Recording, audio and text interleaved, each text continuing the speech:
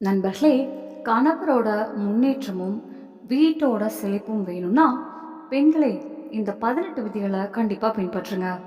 உங்க வாழ்க்கை மாறாம இருக்காது. நண்பர்களே, வீட்டுக்கான மளிகை சாமான்களை வெள்ளிக்கிழமையில தான் வாங்கணும். வெள்ளிக்கிழமை மகாலட்சுமி தேவியோட நாள்னு சொல்லுவாங்க. இந்த நாள்ல வீட்டுக்குள்ள அன்னதான பொருட்கள் வருவது ரொம்ப சுபமா பார்க்கப்படுகிறது. அன்னம் என்பது செழிப்போட அடையாளம். எந்த வீட்ல சாப்பாட்டுக்கு குறைவே வராதோ அந்த வீட்ல லக்ஷ்மி எப்பவும் இருப்பாள்னு நம்புறாங்க. வெள்ளிக்கிழமை மளிகை வாங்கினா பண வரவு கொஞ்சம் கொஞ்சமா நிலைய ஆரம்பிக்கும். வீட்ல நிம்மதியும் பாதுகாப்பு உணர்வும் வரும். இந்த சின்ன விதி பொருளாதார நிலைத்தன்மைக்கு நல்லதுன்னு சொல்லப்படுகிறது. நம்பர் 2, தினமும் மாலை நேரத்துல கற்பூரமும் லவங்கமும் எரிய வைங்க.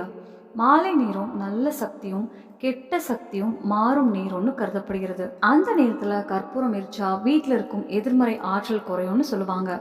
அதோட 2 லவங்கம் சேர்த்தெரிச்சா சூழல் இன்னும் நல்ல வாசனையோடும் அமைதியோடும் இருக்கும். வீட்டுல டென்ஷன் குறையவும் உதவும். இந்த பரிகாரம் வீட்டோட ஆற்றலை சுத்தமா வைத்திருக்க செய்யப்படுகிறது. நம்பர் 3, மஞ்சள் கலந்த தண்ணீரை வீட்டோட வாசல் உட்புறத்திலும் 2 பக்கத்திலும் தெளிக்கணும்.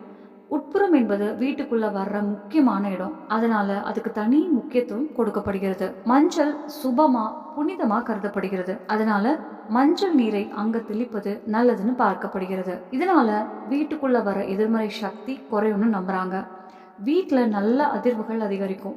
வாரத்துக்கு 2-3 தடவை இதை செஞ்சா சூழல் ரொம்ப இனிமையா இருக்கும். நம்பர் 4, பெண்கள் காலையில முதல்ல பூஜை அறையில விளக்கேற்றணும். வீட்டில் இருக்கும் பெண்ணை வீட்டோட லக்ஷ்மின்னு சொல்லுவாங்க.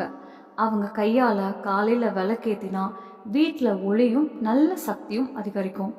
விளக்கு என்பது இருளை அகற்றுற அடையாளம். இந்த சின்ன பழக்கம் நாளோட தொடக்கத்தை நல்லதா மாற்றும். மனசு அமைதியா இருக்கும். வேலைகளிலும் வெற்றி கிடைக்கும்னு நம்பிக்கை வரும். நம்பர் 5, வீட்டில் சங்கு புஷ்பம் செடி இருந்தா ரொம்ப நல்லது. சங்கு புஷ்பம் ஒரு புனிதமான சுபமான செடின்னு கருதப்படுகிறது. இந்த செடி பூக்கும் வீடு அதிர்ஷ்டசாலி வீடா பார்க்கப்படுகிறது. இதோட இருப்பால வீட்டுல ஆன்மீக சூழல் உருவாகும். தினமும் தண்ணீர் ஊற்றி மரியாதையா கவனிச்சா நல்ல சக்தி அதிகரிக்கும். வீட்டுல நிம்மதியும் அமைதியும் நீடிக்கும். நம்பர் 6, பூஜை அறையில உடைந்த சிலைகளை வைக்காதீங்க. உடைந்த அல்லது சேதமான சிலைகள் அசுபமா கருதப்படுகின்றன. பூஜை அறை புனிதமான இடம் என்பதால அங்க முழுமையான சுத்தமான சிலைகள் தான் இருக்கணும். உடைந்த பொருட்கள் மனசுல எதிர்மறை தாக்கம் கொடுக்கலாம். வீட்டோட முன்னேற்றத்துல தடைகள் வரும்னு நம்புறாங்க. அதனால அவ்வப்போது பூஜை அறைய பார்த்து சரியான சிலைகளை வைத்திருக்கணும். நம்பர் 7, அமாவாசை நாள்ல பூஜை அறைய பெரிய அளவுல சுத்தம் செய்யாதீங்க. அமாவாசை அமைதியும் நிலைத்தன்மையும் கொண்ட இரவா கருதப்படுகிறது. அந்த நாள்ல பெரிய மாற்றங்களோ அதிக சுத்தமோ செய்யக்கூடாதுன்னு சொல்லுவாங்க. வெறும் விளக்கேத்தி அமைதியா பிரார்த்தனை பண்ணலாம். இதனால மனசு நிலையா இருக்கும். வீட்டுல நல்ல சூழல் நீடிக்கும். நம்பர் 8, துளசி செடியில ஒரு சின்ன வெள்ளி நாணயம் வைங்க. துளசி ரொம்ப புனிதமான செடின்னு கருதப்படுகிறது. அதோட குடுவையில ஒரு சின்ன வெள்ளி நாணயம் வைப்பது சுபமா பார்க்கப்படுகிறது. வெள்ளி என்பது தூய்மையும் நிலைத்தன்மையும் குறிக்கும். இந்த பரிகாரத்துல பணவரவு அதிகரிக்கும்னு நம்பிக்கை இருக்கு. துளசிய தினமும் பூஜை செய்தா மன நிறைவு கிடைக்கும். நம்பர் 9, மாலை நேரத்துக்கு பிறகு வீட்டை துடைக்காதீங்க. மாலை நேரத்துக்கு அப்புறம் துடைப்பது தவிர்க்கணும்னு பாரம்பரியமா சொல்லுவாங்க. அந்த நேரத்துல லக்ஷ்மி வீட்டுக்குள்ள வர்றாங்கன்னு நம்பிக்கை இருக்கு. அப்போ தொடச்சா பணம் வெளியே போயிடும்னு சொல்லுவாங்க. வீட்டுல அமைதி நிலைக்க இந்த விதி பின்பற்றப்படுகிறது. காலையில துடைப்பது நல்லதா கருதப்படுகிறது. நம்பர் 10, இரவுல அழுக்கான பாத்திரங்களை வைக்காதீங்க. சுத்தம் என்பது செழிப்போட சேர்ந்தது. இரவில் அழுக்கான பாத்திரங்களை வைப்பது அசுபமா பார்க்கப்படுகிறது. இதனால வீட்டுல சோம்பேறித்தனமும் எதிர்மறை எண்ணங்களும் அதிகரிக்கும்னு சொல்லுவாங்க. தூங்குறதுக்கு முன் சமையல் அறைய சுத்தமா வைத்திருக்கணும். இதனால் வீட்டுல ஒழுங்கும் நல்ல சக்தியும் இருக்கும். நம்பர் 11, வீட்டோட முக்கிய கதவை எப்பவும் சுத்தமாகவும் அழகாகவும் வைத்திருங்கள். அந்த கதவு லக்ஷ்மி உள்ள வர்ற வாசல்னு கருதப்படுகிறது. கதவு அருகில போய் செருப்பு குவியல் அல்லது அழுக்கு இருக்கக்கூடாது. கதவுல ஸ்வஸ்திக், ஓம் அல்லது சின்ன தோரணம் வைத்தா நல்ல சக்தி அதிகரிக்கும்னு நம்புறாங்க. வீட்டுக்குள்ள வர ஒவ்வொருவருக்கும் முதல் பார்வை அந்த கதவுல இருந்து தான் வரும்.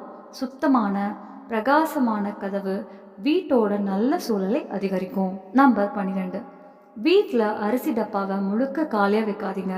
அரிசி என்பது அன்ன செழிப்போட அடையாளம். வீட்ல சாப்பாடு முழுசா முடிஞ்சு போவது அசுபமா பார்க்கப்படுகிறது. அதனால டப்பால கொஞ்சமாவது அரிசி எப்பவும் இருக்கணும்னு சொல்லுவாங்க. இதனால வீட்ல சாப்பாட்டுக்கு குறை வராதுன்னு நம்பிக்கை வரும். செழிப்பை காக்க இது ஒரு சுலபமான ஆனா முக்கியமான விதி. நம்பர் 13. கோபத்துல அல்லது மன வருத்தத்துல சாப்பாடு சமைக்காதீங்க. சமைக்கிறவங்களோட உணர்வுகள் சாப்பாட்டுல கலந்துரும்னு சொல்லுவாங்க. கோபத்துல சமைத்த சாப்பாடு வீட்டோட சூழலையே பாதிக்கலாம்.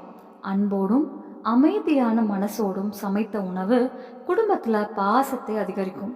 வீட்ல சந்தோஷமும் மனநிறைவும் இருக்க இந்த விதி ரொம்ப முக்கியம். சமையலறை என்பது வீட்டோட இதயம் மாதிரி. நம்பர் 14. ஒவ்வொரு வியாழக்கிழமையும் மஞ்சள் நிறத்துல ஏதாவது ஒன்றை அணியுங்கள். வியாழக்கிழமை என்பது குரு பகவானோட நாள்னு கருதப்படுகிறது. மஞ்சள் நிறம் அறிவு, செழிப்பு, நிலைத்தன்மை ஆகியவற்றோட அடையாளம். அந்த நாள்ல மஞ்சள் நிற உடை அணியலாம், இல்லைன்னா ஒரு சின்ன மஞ்சள் நிற துண்டு கூட பயன்படுத்தலாம். இதனால நல்ல சக்தி அதிகரிக்கும்னு சொல்லுவாங்க. வீட்டோட பணநிலையும் மன அமைதியும் நிலையாக இருக்க இந்த பரிகாரம் செய்யப்படுகிறது. நம்பர் 15. வீட்டில் எப்பவும் சண்டை வர விடாதீங்க.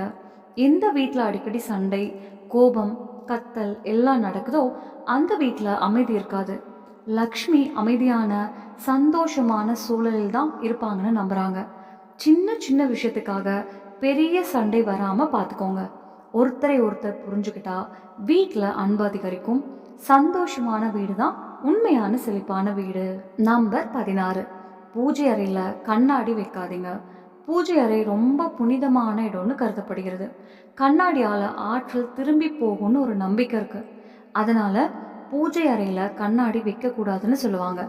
பூஜை அறை எளிமையாக சுத்தமாக அமைதியாக இருக்கணும்.